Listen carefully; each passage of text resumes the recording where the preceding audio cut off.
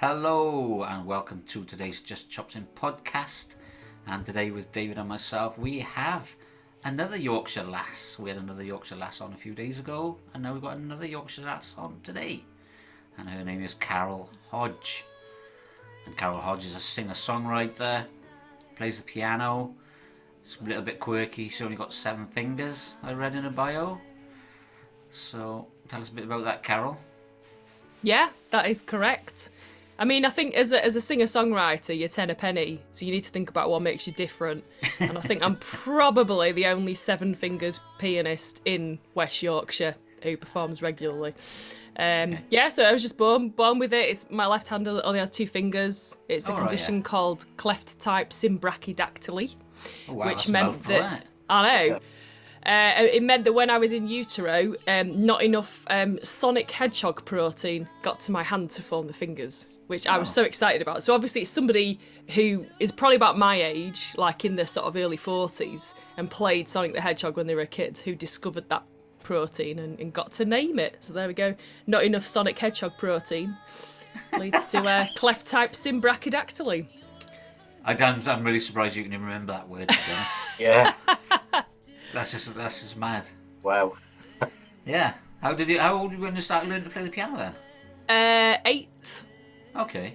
So I was one of those rare exceptions who I had to beg my parents to have lessons, because the stereotype is that you're forced to play piano when you're a kid, but I really, really wanted to. I taught myself to read music, and I taught myself to read, to play the basics, and then I really wanted to go to a teacher.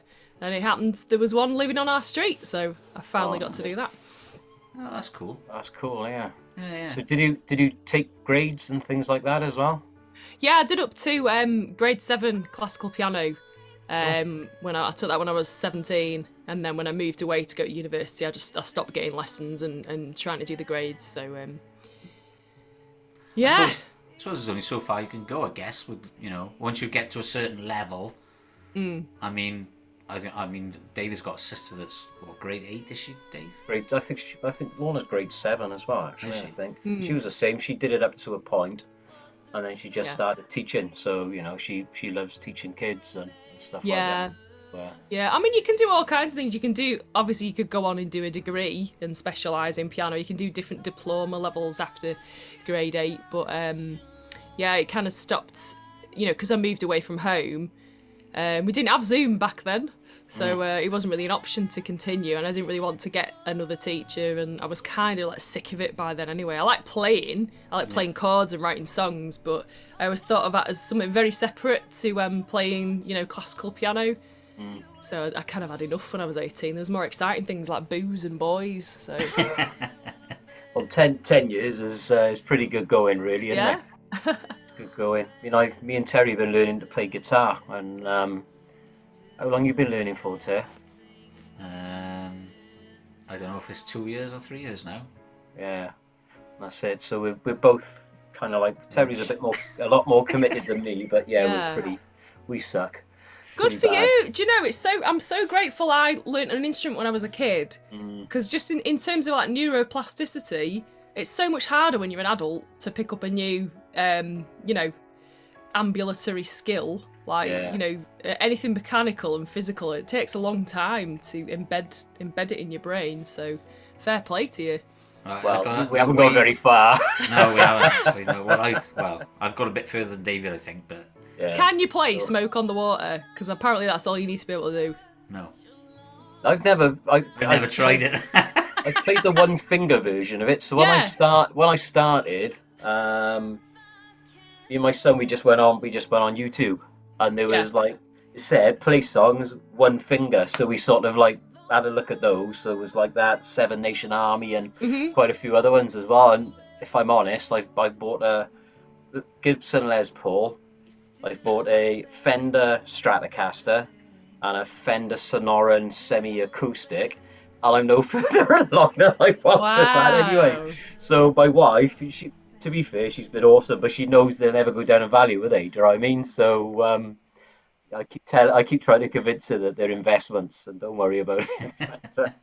Oh yeah, well I mean that Les Paul will be a good investment. Yeah, that's right. It'll be really easy to play as well compared to a lot of the cheap mimics that are out there that lots of people learn to play on. So you've got a head start there.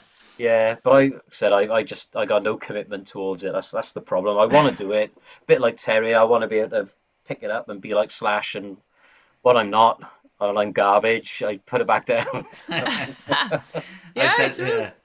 Go on. It's really hard. I mean, when you're a kid, like you, I remember when I did teacher training about 15 years ago now, and part of the training was we had to shadow students as they went round. It was year 7 in high school, and we did it for like 4 days, and I was just absolutely shattered. So I was with this little kid. I mean, he's like 11, and he did like, you know, Spanish and Urdu, and then he did geography, and then maths, and then PE, and then English, and then you know, art, like all in one day, and my head was just pounding. Yeah. But I think when you're a kid, if you just add on like guitar lessons to the end of that day, your brain's already being like pulled in loads of different directions, so it's not really a big hassle, and you know, you're being driven there by your parents who just dropped off, so you don't really have much choice. You've got to go every week. So I think that sort of routine's really important. I think maybe you need like adult babysitters to like force us to go and do things a bit more frequently. Yeah, sounds like a plan actually. well, we've already figured it out, haven't we, Dave? We've figured out that as you become an adult, your head gets fuller and fuller and fuller of stuff, and you just can't get any more in, and then you can't learn anything. Yeah. I was chatting to someone recently, and he told me that the optimum age for your like neurological growth is 30, and after 30 you just start declining. So whatever you were doing in your 30, that's the pinnacle, that's as good as it's ever gonna get, and it's just a downhill like struggle after that. Yeah, I'm fucked then, I'm nearly double that. Oh, who's froze? Oh no, we've all froze. Yeah, like I said, I'm fucked because I'm almost double that. I'll just pick it up from where I left off. So I'll just cut it back together. Nobody will ever know. Our continuity is awesome, isn't it? The only problem being now is you're now on the bottom where you were up on the right, on the left. Oh yeah. No, Carol's on the left. So, that doesn't matter anyway. I'm a bit confused now. We just had a shift around. We got bored of our positions, so that's we moved it. around. Musical chairs. Yeah. Well, you were already on the bottom, weren't you, Carol? Oh, it's different depending on who you are. Oh, I'm in my normal place again. Yeah. Are you? Yeah. What's that, in your basement? Yeah, in my basement, yeah. So, anyway, where were we? So we were talking about how difficult it is when to learn new stuff when you've got a head full of crap. When you're an old fart like you. Yeah. And you're definitely on your way down. Well, I am on my way down, actually, yeah. And I am far behind you. Charming, isn't it? So we talked about your piano then, and when you started piano. So when did you start doing your songwriting? Is that something you did when you were in school, when you were learning the piano, or a bit later on? Yeah, I mean, I started writing songs pretty much when I started playing piano. So yeah, when I was a really young kid, and they were absolutely horrendous. But I started writing properly legible, you know, pop songs, I guess, when I was about 14. And it was just something that I always really enjoyed doing, and felt like it was very separate to playing the piano, because that was all about, you know, learning, you know, Stravinsky and Beethoven and whoever else, whereas this was like the fun stuff. And I've always been able to like hear a song and figure out what the chords are and, you know, what the melody line is. So yeah, from quite a young age. And then I first started playing in a band when I was 15. So we started playing my songs then, and loads of covers as well, as was the tradition where I grew up. That's what you did. It was all covers bands, and then you started working some of your own songs into the set, and then eventually we ended up, you know, with like 45 minutes of our own material. So I think that's the way forward, really, isn't it? Yeah. For most young musicians. Yeah, definitely. Yeah, I mean, learning covers is like so useful no matter what age you are and what level of ability you are, which is why I like playing with it in other people's bands so much. Like the set I'm learning at the moment, I'm learning a load of Ginger Wildheart songs, and it's great because you get into the songwriter's headspace, and after a couple of songs you're like, I know where he's going now, and you can sort of intuit it, and you understand their sense of timing and their sense of like musicality and colour and the sort of little patterns and things, little tricks that they use. So it's really good to sort of keep learning other people's songs, I reckon. Yeah. Well, this is probably I mean, we can't do it, but you probably can because you're classically trained. But are you going to be playing with Ginger then? Because he's going through a bit of a rough time, isn't he? I mean, I've not spoken to him for a couple of weeks. I mean, obviously, you know, the Wild Arts are on hiatus now, so I'm imagining that was, you know, it's not the easiest time for everyone involved, really. But yeah, so we're going out. Me, Ginger, and John Poole are going and playing a few gigs in April. So it's going to be mainly kind of Ginger songs and a couple of John songs. So that should be good fun. That's the order of the day is let's go and have fun and play music and put smiles on people's faces. Yeah. No, I just saw a post from him yesterday, actually, saying he's having some really struggles with his mental health at the moment. Yeah. So because we've had CJ on the show already, and we know the troubles they go through sometimes. They're like an old married couple, them two, like. Yeah. I mean, it's a long-term relationship. That, I mean, they've been going for 30 odd years, haven't they? So it's going to have its ups and downs for sure. It's not going to be a smooth ride, especially not when you add rock and roll into the mixture. So I think they've done very well to stay together this long and, you know, keep going. And, you know, the last couple of albums have been absolutely phenomenal. So it's incredible to have that kind of longevity as a band. Yeah. And also you got CJ working on his own stuff at the moment, so. Yeah, I'm looking forward to hearing that. Yeah, and Ginger's working on a new album too, so you know that's the good thing when bands kind of split up, they splinter into separate parts. I mean, obviously, you know, Ginger's already been doing solo stuff for ages, but it kind of fortifies those different factions. So I think I'm quite happy to hear what each of the Wild Hearts does. It's not like when a boy band splits up. When Boyzone split, you're like, oh gosh, there's 5 of them now. It's going to be like 5 horrendous solo careers. But with the Wild Arts, it's like, that's quite cool, actually. There's 4 of them. I'm sure they'll all do something brilliant. Yeah. Because I see in your bio as well, it says you have a long-time collaboration with Steve Ignorant from Crass. Yeah, indeed. Is that 10 years or? Yeah, about 10 or 11 years we've been working together, yeah.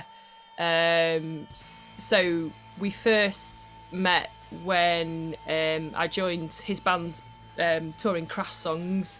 So we toured like America and Canada and Australia and New Zealand, and then we did Shepherd's Bush Empire, and then we're doing that again this month, next month, the rest of this year basically. We're touring the Crass songs again with a slightly different lineup.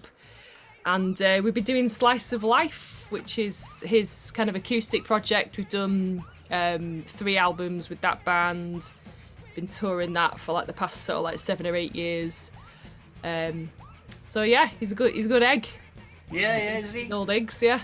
Yeah, I mean, I used to be into Crass when I was a kid, you know. But I was a bit anti-establishment. And, you know, I used to have a big Mohican and stuff, so I was a bit of a punk rocker in the day. Awesome. But so it was all Crass, and I remember they were supposed to come and play in Cumbrawn once, and they never turned up.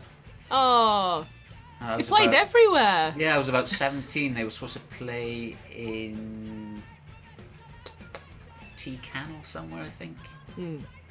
Some community centre. Yeah, it was a community centre, yeah. And everyone was there. The place was sold out, and they just didn't turn up. It was like, fuck. I know the last gig they did, it was in Aberdare, which is why we're playing there, because it's, you know, we're playing like Manchester, Edinburgh, Glasgow, London and Aberdare, so that's the reason why, because it's kind of, you know, it's significant to Steve that it was the last ever place they played. Right, okay, cool. Yeah, amazing. Yeah. So you've got 3 albums of your own out then? I have, Yeah. So I released last year. It feels weird that 2021 was last year now, quite significantly last year. So yeah, I released my third album then, The Crippling Space Between. Yeah. And then I released my second album, Savage Purge, in sort of early 2020. And then 2018 was Hold On to That Flame. So yeah, I'm well into working on album 4 now as well. So All right, okay. let's keep going. Yeah. So what album is Stop Worrying Baby off? That's on Savage Purge. This one. Purge. Oh, that's your second one, yeah. That one. With the screamy face. Ah! Do all your albums have a theme, or? Not particularly. They do in terms of I mean, I kind of joke that I write about my ongoing existential crisis, but that's basically what I write about. Whatever's on my mind comes out in song form. It's where, I don't write loads of love songs. It's all stuff about, mental health and self-doubt and, self-love. I'm just going through the songs on here. Self-doubt. And then there's a song there about domestic abuse, suicidal ideation, virtue signalling online. Yeah, is that about online stuff, is it? Yeah. Stopping drinking alcohol and becoming at one with getting old. So that's kind of the little gamut of themes on that album. Yeah. Because I was listening, because I'm on night shift this week, so I was listening to it in work last night on Spotify, Cool. But then I listened to some stuff again today earlier, and I listened to that Stop Worrying Baby, and I was watching you doing it live. You had a live video. Oh, right, yeah. But then I watched your official video, and you had like that Paddy, I don't know what his real name was, Paddy from East End, not East End, that's Emmerdale. Yeah, Dominic Brunt. Yeah. Yeah, that was him. Yeah. So he's a pal of mine who just happened to like my music and agreed to be in the video. So I was really chuffed about that. Yeah. But I watched the video and I just burst into tears, to be honest. Oh. Because it was so terrible, and you're like, why did we let her on? I don't know where I'm going to go with this podcast tonight. No, but I always have this recurring dream when I'm chasing my mum, because my mum died a long time ago, and I watched that video and it really hit me. And I was like, oh no, and I I only spoke to David for about a minute before he came on, actually. And I was like, oh no, where am I going to be going with this? And it's like, but yeah, it's a really good song, actually. I didn't correlate the video with the live at first, but then when you watch the video and you put your own perspective on things. Yeah. And it's sort of like it's basically about chasing a ghost anyway. The song. And I was a bit of a wreck earlier. Yeah, I wanted it to be like like in a horror film when the victim's running away, but the pursuer is always the same distance behind them, even though they're just walking. I wanted it to be kind of like that sort of feeling of like I just keep chasing him, and I'm legging it, and he's just walking, but I can never catch him and never catch up to him. It's almost like that idea of, like when you catch up to someone in a dream or whatever, and they don't have a face or something, when they turn around, it's not what you expect, sort of thing. So it's kind of playing with that sort of concept as well. But yeah, I mean, a lot of people, one of the first things, if they talk to me about my music, one of the first things that they always say is like, that song made me cry. Okay. Not maybe another song, but it is actually the feedback I get most. Okay. Is that people cry when they hear certain songs. Yeah.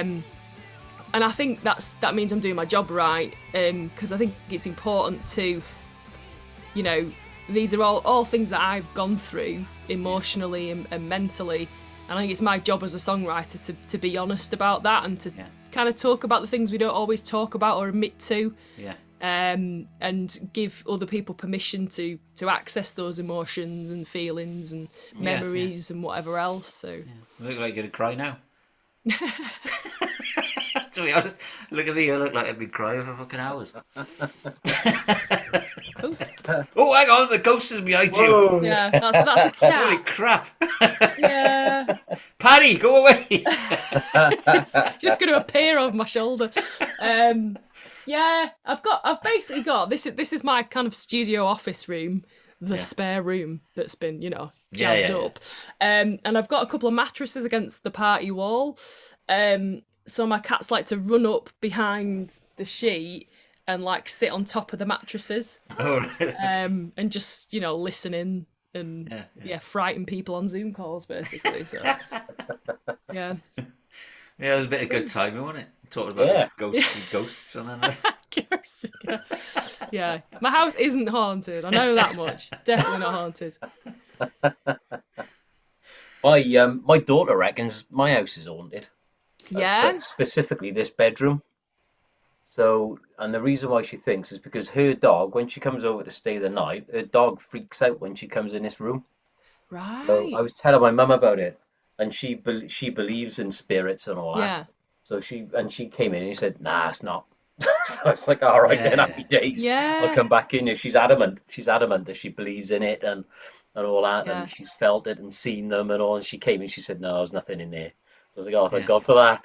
I think sometimes that's the subject I'm really fascinated in, and I think there's sometimes I've never seen anything that I've been like, "Oh, there's a ghost," but I've felt really powerful things in certain places that later reveal themselves to have, some sort of history or, something that other people have sensed things there. There's a room in, do you know Bannerman's in Edinburgh? No, but we've heard about it. Yeah, venue. There's a room upstairs in there, and I went in it and I was just like, oh God, I feel really sick. And I just felt like there was something pushing on my chest. Okay. And then I was told, oh, that's the room. We had to board the part of it up and shut part of it off because it was so haunted or something. I was like, oh. Yeah. So I didn't sleep in that room. No, okay. Yeah. And our drummer at the time, that was in Ryan Hamilton's band, and our drummer Mickey was so scared of that. He was like, "No, I'm staying in the travel lodge." He booked himself a travel lodge room just because he would not stay upstairs in Bannerman's. He's like, "No way." Yeah. So, I don't blame him. I'd be the same because we went to a place called, I think we mentioned it before, on another podcast called Craggy Nos it is, and it was my mate's wedding, and it's the most haunted place in Wales, they reckon. Yeah. And that weird fella had been on there as well, the Scouser guy who passed away, who was, I can't remember. Oh, Derek Okora. That's it. He'd been there and different things. And see, I got goosebumps now just thinking about it. So, and I had an absolute skinful, but I went to bed and I just stuck my earpods in and just fell asleep and sort of cutched into my missus, and that was it until the very next morning. Do you know what I mean? I just sort of went out like the lights. I was thinking, I don't want to hear anything. I don't want to see anything. I think he goes to bed with his missus anyway. I think that's fair enough. I think it's you don't. I know quite a few people like that. I just don't want to think about it or talk about it. I don't. It frightens me, and I don't want to be involved with it. So it's fair enough. That's it. Yeah, well, if it frightens you, then why bother with it? Innit? It's not like you're going to go out and do a Ouija board every week. No, not every week. Just once a month. In Bannerman's upstairs. Yeah. Preferably. Oh, yeah. So, how did you get involved with Steve then? Have you always been a bit of a anarchist? No. Oh, okay. not at all. People always ask me that and they think it's going to be some amazing story, but I went and auditioned to be in his band. And to be honest, I think because I wasn't an obsessive Crass fan, I got the job because they were obviously like, who can we spend a month on a tour bus with? Yeah. She doesn't even know who Steve is, so so she'll do. She's not going to be obsessing and asking him loads of questions all the time. Yeah. I mean, I did know who Crass were. I'd actually appeared on a Crass compilation album before that, but I wouldn't even say I was a big fan, to be honest, but I was aware of their work and I admired the album Penis Envy in particular. Okay. And that's the album that I sing various songs from live, because it's the one where they decided, like, Steve, you're not the singer anymore, Joy and Eva, so that's just sit to the side for this album. It's the women are going to sing now, so. Oh, right, okay. Feeding of the 5,000 was my favourite, to be honest. Yeah, that's most people's favourite. Yeah, that's a great album, though, isn't it? It's a very good album, yeah. The band from the Roxy. We're doing that live. Come and see us. Was he ever banned from the Roxy? I'm in Holland. Like, we didn't tell you where it was. David told you he was in South Wales. I'm in Holland, so. Oh, right, okay. Yeah, I think they were banned from the Roxy. They did a gig there, and I think it went really badly, and some equipment got smashed up or something, and yeah, they got banned from the Roxy in London. So. Yeah, I bet he's got some stories. Yeah, lots of them. Quite hairy back in the 70s. Things were really violent. Like a lot of. Well, like, Thatcher's Britain, wasn't it? Thatcher's Britain was pretty violent, wasn't it? Yeah, really horrible. But stories of teenage boys who identified as punks getting like really badly beaten up by men in their 30s. Yeah. Who didn't like the look of the punks and things. It's really frightening. Well, I was really lucky actually, because I had some friends and we were like 15. Yeah, 15, 16, I guess. But I used to hang around with one boy, and he had an older brother, and they were both punks. Yeah. But the boy that was my age used to be beating 30-year-old men up, so. Oh wow! Okay, so it was the other way around. He could defend himself. Yeah, he could defend everyone. Yeah. But it's like the type of people who are really into like metal or rock or punk, that they tend to be like quite kind of geeky people in general. They're not like the big cool kids at school. It's the people who feel marginalised that gravitate towards those sort of genres of music. So it's just horrible that, having that extra layer of like the threat of violence on top of things. Yeah, it's a strange story actually. I mean, he was a really tough kid, and then I found out a few years ago that he actually killed himself, and it's like, oh dear. He had like 5 kids as well. Yeah. It's a bit of a strange story, Yeah. It was fine. Like he's a bit of a, we were all a bit, well, can't say all of us, but there was several of us in school that were like hardcore punks, if you like. Yeah. And then he was obviously the tough guy of the school as well. And then as he grew up, he must have gone into some weird headspace somewhere, and then I think he was in his late 30s, I think, and he went and killed himself. Oh, it's really strange. Horrible. Yeah. Yeah, it's weird what the mind does to you, isn't it? Yeah. So, unfortunately. Yeah. You're not a vegan, are you, I was going to call you Joy then. Carol? God, Joy, if you like, yeah. No, I'm vegetarian, though. Been vegetarian you are? No, because I've got a really bad story, actually. Because the meat... I mean, I've found that supermarket meat is going downhill. I think they're actually trying to poison us with supermarket meat, so we don't buy it anymore. Well, do you think the vegans are behind that? No, I think like they're some renegade group, class in society. No, not vegan. I think the government are behind it. I think they're making the quality of the meat worse and worse and worse, so we actually go plant-based. Wow. Or more plant-based. Why would the government want us to go plant-based? Because, I don't know. Good argument. Because they don't want us eating meat. That's why. I think we could all do with eating less, to be honest. They want us to eat less meat, so anyway. We decided that we were going to try some vegetarian things. And on Friday last week, we had sweet potato, mashed, which I like sweet potato, sprouts. We weren't too keen on sprouts, they were really bitter. And a vegan burger. Now, this vegan burger must be the worst thing I've ever tasted in my fucking life. Oh, dear. What one was it? What brand was it? Well, apparently it had like 100% in best of test. I don't know what brand it was because my girlfriend wouldn't tell me. Yeah. But it had 100% best of test in vegan burgers. Okay.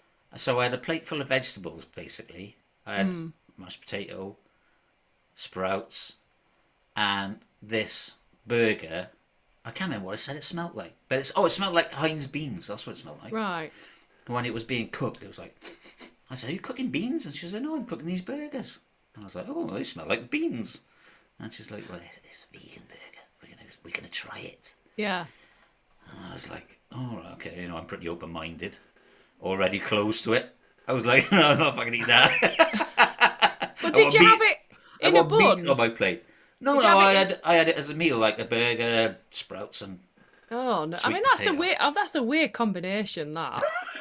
I mean, the thing with like meat substitutes is it's all about the context in which you cook them. So I bet if you'd had that burger on like a nice, like a brioche bun with like a slice of cheese and tomato and lettuce and like ketchup and mustard and it was like a proper burger, you Yeah. probably would have enjoyed it a lot more. No, because even the structure of it was wrong. Is it a structure? Do you call it the structure? What do you call it? No, I like that too. It just the structure of the burger was wrong. I'm picturing like a review, a Google review of the burger. No, but honestly, I mean, I tasted it and I was like, no, that's just not very good. Yeah.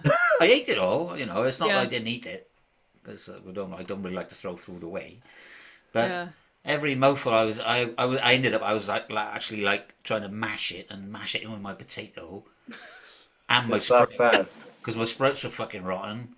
I And hate my burger was sprouts. rotten, and Not my a fan. sweet potato was good. So I was just like trying to mash it all up like Yeah. baby food and eat it like that, That sounds like a ridiculously traumatic experience. It was. Having a vegan I burger. hope you had a tasty drink to 2022. wash it down with. No, I always drink water with my food, so. Yeah. Yeah. I had a bottle of wine or something to try and help get rid of it. I don't know. I like I said, I did that actually manage to eat it, but it was just wrong. But on the was it the following day, I believe, before I went out, we tried the chicken one. Mhm. And the structure of the chicken one was a bit like chicken. Yeah. Oh, it had 2 legs and wings. It had a few fake feathers sticking out of it. Structurally sound. Okay, so that's already winning And a over beak. the beef one. Sticking out of the edge of the burger. And thinking about what you said, we did actually put it in a pita bun with some like cheese and sauce and stuff. And that wasn't too bad. It was really, really, really, really rubbery. A bit more rubbery than normal chicken is, because like I'm saying, the quality of normal chicken is just crap. Yeah. But it wasn't too bad.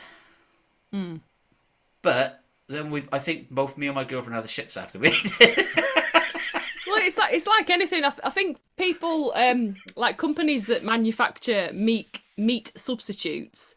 They're trying to appeal to such a wide audience. It's people like yourselves who are maybe realising maybe I shouldn't eat meat twice a day every day, and are wanting something that's like the real thing. But then also people who are vegetarian and vegan who don't want it to be exactly like the real thing because they don't like the real thing. So they don't. It's that weird sort of tightrope between. Yeah. It's got to be like it, but not too much like it. Yeah, but that's the concept I don't understand. Because I would rather it be nothing like meat, to be honest. Yeah. I don't know why you have to make something that resembles meat if you don't want to eat meat. Don't make it Yeah. anything like meat. Just scrap the idea, because that's just crass, for a better word or two. Yeah.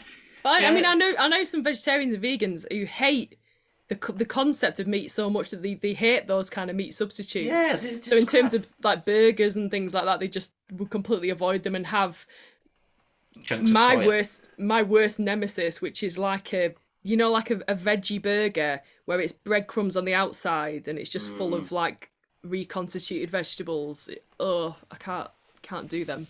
I've heard that sounds probably better than an actual meat substitute. Well, yeah, each their own, isn't it? So yeah. But then I'd we just went out for rather this. eat meat. I'll just eat meat. Yeah, well, I'm a meat person anyway. I mean, I used to do a lot of like bodybuilding training, so I was used to eat like 1 kilo a day anyway of meat. Do you really need that though? Because isn't the amount of protein you need actually a myth? No. No. No. Okay. That's that argument shut down then. That's a lot of meat, that is, isn't it?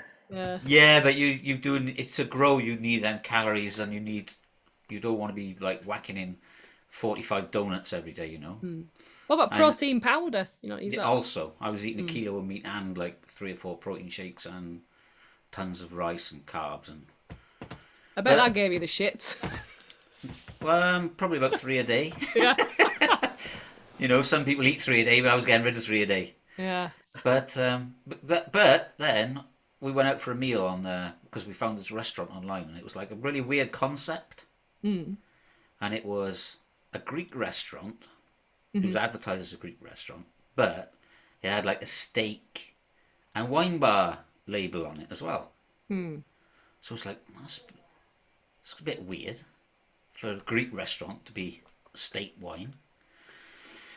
So it's like, well, it's either going to... The pictures look really great, so we thought, right, we're going to try it. So it's either going to be absolutely shit or it's going to be absolutely fantastic. So we went there, and it was brilliant. I mean, like I said, I'm a meat person, so we had this Greek dish, which was steak in a metaxa sauce. Oh, it was amazing. It was really good.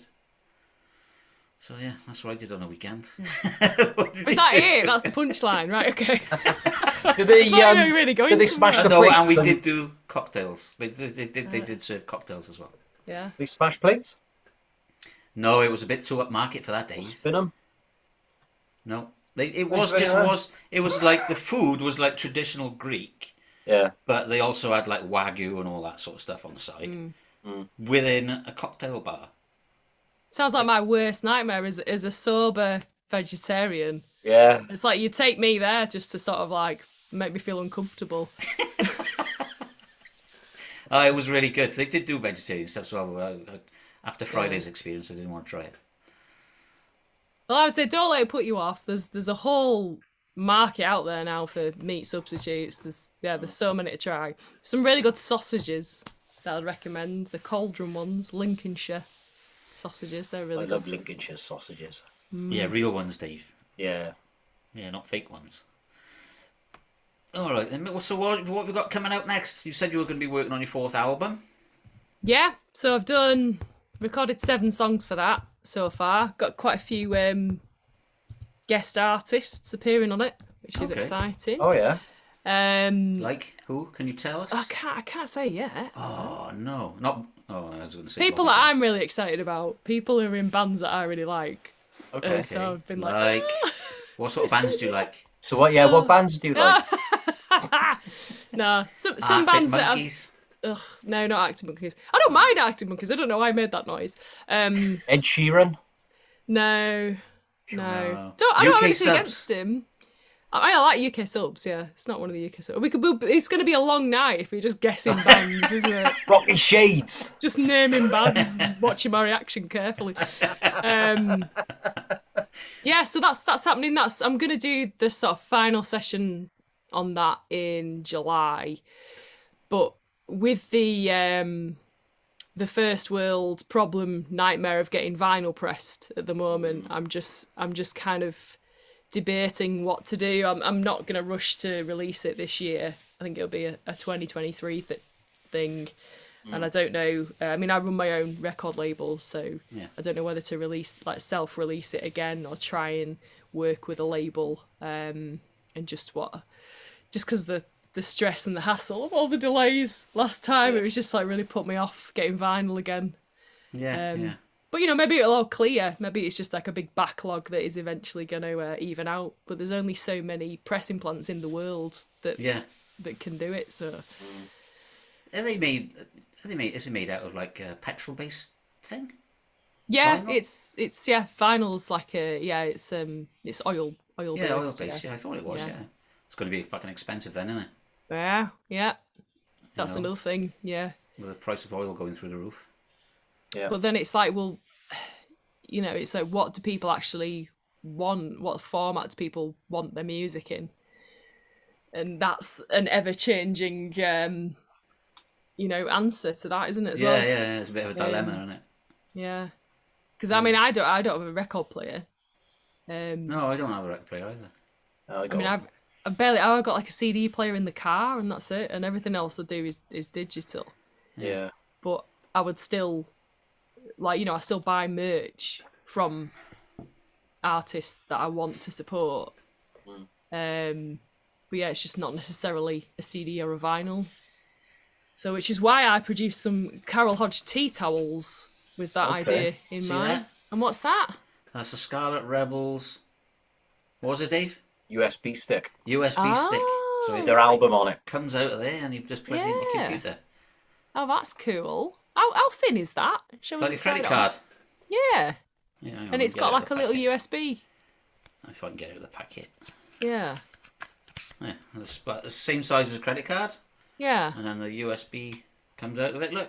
Oh, wow. Oh, it's like a SIM card type thing. Yeah, you just whack it into your USB thing. Oh, that's cool. So there's a good idea for you. Yeah. Yeah, it's different. And is that got exclusive things on it that aren't just the songs as so it's released got on the full Spotify or album, whatever? and then Yeah. there was three bonus songs on it as well. That's not on the Oh. CD. Nice. See, that's good. That's a good incentive to buy a Yeah. physical product, isn't it? If there's extra Yeah. content on it, yeah. Yeah, So, yeah. so yeah, so I agree with you. The merch is a really good thing, and it's you see when I go to festivals and when I go to gigs and stuff, some of the merch that you can get, Yeah. like you said, with the tea towels and the different things is pretty cool. You know what I mean? So like tote bags and Yeah. a whole Yeah. host of other things they do now Right. as well, don't they? Imagine Yeah. how many of them you can get in a box. That's true. Yeah. Yeah. You can get Easy. hundreds of them, can you? In a little box like that. Easy to hump around for sure, yeah. You ought to think clever there. Think smart. Get some credit card USBs for the next that's the only format that I release it on. Credit card. Yeah, it's Credit the way, card USB. it's the way forward. 2023, baby. That's how everyone's listening. But tapes. People are listening to cassette tapes again. I found that. Yeah, bizarre. I know you can buy them. Crazy, innit? Do they come with a free pencil? To No, wine. I When don't it know. Yeah, inevitably wind it back in, yeah. unspills. Yeah. But it's got to be the proper hexagon pencil. It can't be a round one. That's very That's true. Yeah. Yeah. It's got to be the right size as well, isn't it? Yeah. That's They right. probably don't Yeah. even make them anymore, do they? Yeah, I bought some. Yeah, I got Yeah, one they to do. do. Yeah, Oh. yeah, because I bought. Yeah, here we go. One. Yeah. Oh, cool. Is that a state Stedler? It is, yeah. Yeah, it's the only. That's the only brand. ones. It's the only brand I use for my colouring in. When I Norwich do my Iron School Maiden pencil. colouring book. Oh, nice. Is that like a meditative thing? No, I've just always liked it because I can't draw. I really suck at art. I'm not a very creative person in any sort of shape or form, really, unfortunately. But I really do enjoy colouring in. But I can't I just can't draw it. So I try and like shade it differently and stuff. And I've shared a couple with Terry and all that. I'm having to go out and try and smudge it a bit and what have you. Cool. But I just got to have lines there to do it because I couldn't physically draw that picture. Do you know what I mean? Yeah. Do you think Yeah. being non-creative then comes from your gaming background? Possibly. I think everyone is creative. I think it's what you like. With learning guitar, it's you got to put the time into it. You got to learn, Yeah, commit that's to true, learning yeah. it. It's not Yeah. something that you're just like, brilliant. I can play concerto on piano now. It's like that takes a long time. Takes Yeah. years, doesn't it, to get good at something creative? So Yeah, and you have to make it hours yeah, every day Yeah. rather Yeah. than minutes, But yeah, Yeah. I don't know. I just seem to associate non-creativity with gamers, to be honest. I don't know. I think you've got to have you've got to have a good imagination, haven't you? No, it's all laid out for you in a game, isn't it? Not the only think- thing I play. yeah. I think you have to suspend your disbelief, don't you? If you're into gaming and Yeah. think tactically and creatively when you're playing. So I don't I'm know. not I've a- never I'm not been a into gamer, it. No, but I'm not yeah. either. I know people who are. Yeah, David. Massive.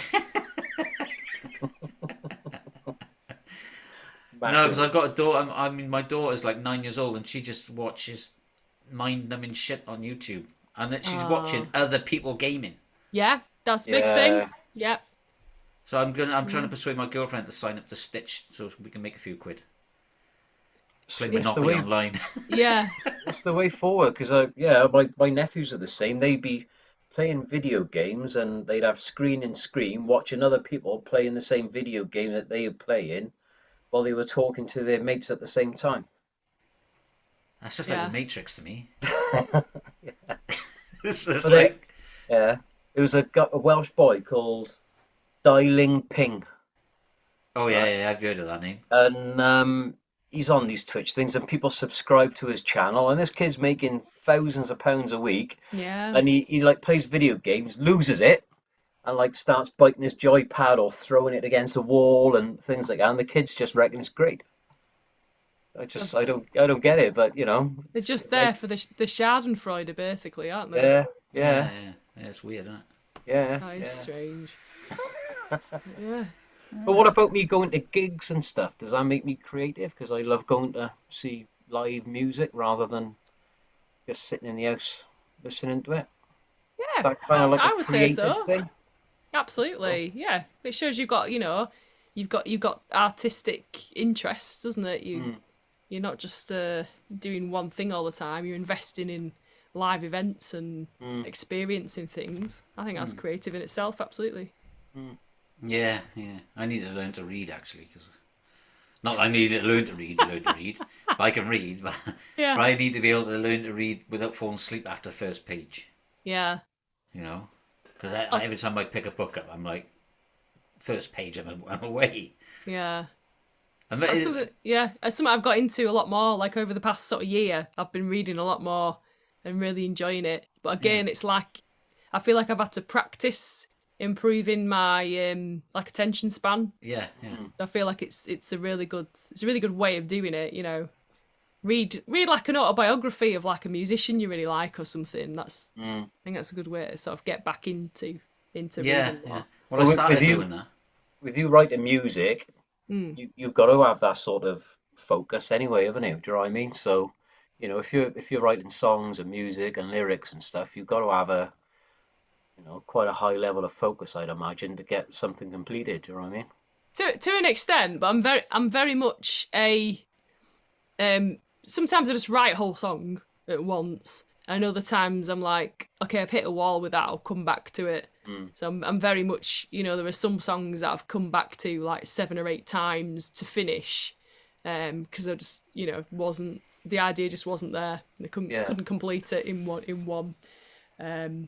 But that's like anything in it. If you write poetry or anything, sometimes sometimes it'll just flow out to you, and then sometimes it's just like you write 4 lines and it's gone. Yeah. So Yeah.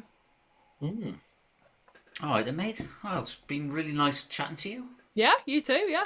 I don't know if I just call you mate. My girlfriend hates that when I call women mate. All right, mate. You get called love if you're up here in Yorkshire. Everybody's Well, you call love. people love in Wales as well. Well, Yeah. I call people lovely. Lovely. I like lovely. I call Yeah, people lovely's lovely.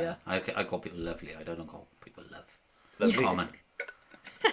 Common. Alright, It's lovely. common. We call him lovely. Lovely. I like it. Yeah. Whenever I don't say it over here, but when I'm back in Wales, I'm like, all right, lovely, how's it going? Yeah. My girlfriend's like, what are you calling lovely? Yeah. It's like, it's just common. So, all right, yeah. Thanks for joining us. No worries. Thanks for having me. I'm so glad that you weren't politically charged, because I wouldn't have had a clue what you would have been on about. Well, I mean, I'm political with a small p. Well, like urine. Just a little whittle of politicisation. Yeah. Small p. You rush into the toilet. Yeah. On that bombshell, I'm gonna go. All right, cool. Well, let us know when your album comes out. You come back on and tell us all about it. Absolutely. Nice one. Yeah? Yeah, and if you come to South Wales, give me a shout. Yeah. Aberdeen ain't that far away from me anyway. It's only Cool. Playing Only about Cardiff half- as well with Ginger. it's like and 20 John. minutes away or Yeah. so. So I'll have a look. Yeah. Awesome. Let me know if you come to Holland. Nobody seems Yeah. to come to Holland anymore. No, I'm playing Holland in September. Oh, yeah? October. Yeah, October. We're playing Melkweg. Melkweg, yeah. Amsterdam. So we'll be there in sometime in October. Yeah. Who are we playing there with? With Steve doing the Crass songs. Oh, right, okay. Yeah. You want to get up there? Yeah, I might do. Yeah, I'll have to find someone to go with because my girlfriend won't be into it. That's for sure. Just tell her it's a birthday party. Do they owe us a living? Of course they do. Of course they do. It's gonna be ace, yeah. All right, we'll let you get off Awesome. because we're just going to go down a rabbit hole. All right, guys. Thanks a lot. Thanks Take for coming care. on. Thanks, Carl. Bye. Cheers. All right, bye-bye. Cheers. Bye-bye.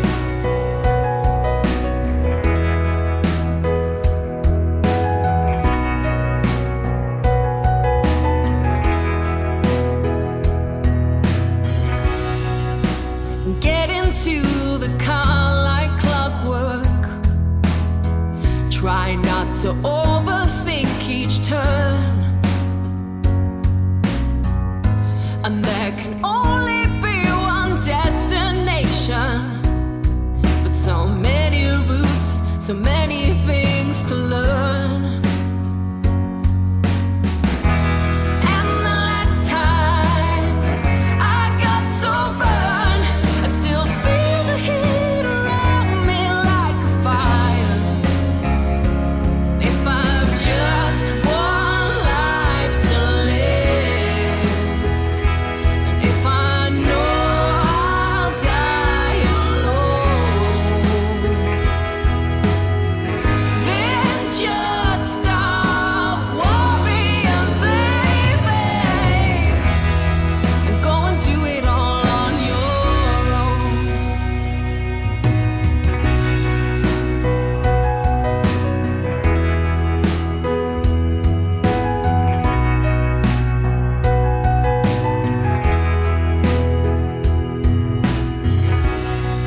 The sun beats down like another country,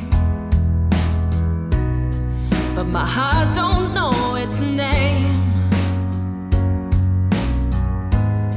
And I'm so used to this separation, I can't remember any other way.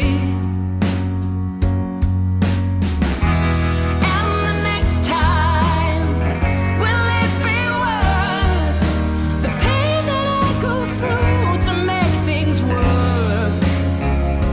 And if I've just one life to live, and if I know I'll die alone, then just stop worrying, baby, and go and do it all on your own. The acid reflux of my future road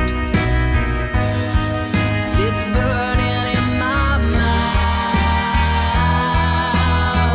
The terror of another wasted year, well, it leaves me with no doubt.